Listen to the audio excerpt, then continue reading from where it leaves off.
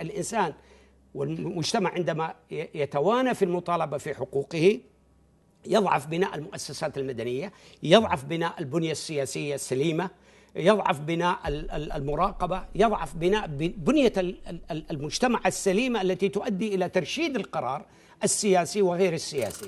بهذه العبارات أطلق وكيل وزارة المالية السابق الدكتور عبد العزيز الدخيل رؤية للإصلاح الشامل في المملكة التي تقوم على أساس إصلاح فعلي لا زائف.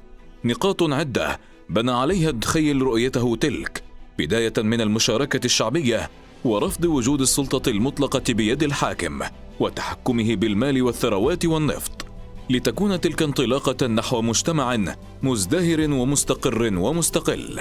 لا بد علينا أن نرفع الصوت. نحن لا نريد إلا، ونحن في الحقيقة إذا نظرت لغيري وما يسمون بالحركة الإصلاحية أو من يريدون الإصلاح، هم يريدون استقرار لهذا النظام، هم يريدون ديمومة، ولكن ما هي على الأساس القائم. ديمومة بناء على إصلاح، بناء على عدالة، بناء على حرية، بناء على كرامة، بناء على محافظة على أموال الأمة، هذه أموال المجتمع والجيل الحاضر والمستقبل.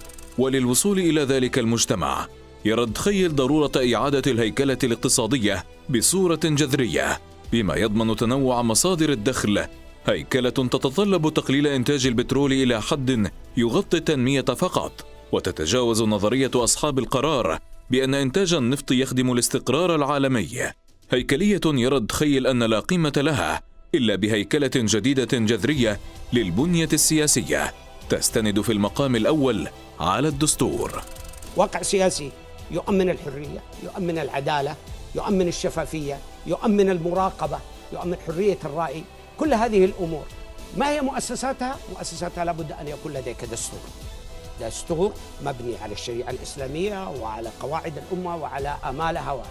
لابد أن يكون لديك انتخاب لبرلمان، مجلس شورى، سميه ما شئت، إنما مجموعة من الشعب منتخبة انتخاب سليم وتعبر عن ضمير الشعب وعن حاجته. رؤية طرحها الدخيل ورفاق دربه الإصلاحيين منذ نحو عقد من الزمن، فلم تعجب صاحب القرار فأخذ منها ما أعجبه ونسبه لنفسه، ثم طرح صاحبها في السجن.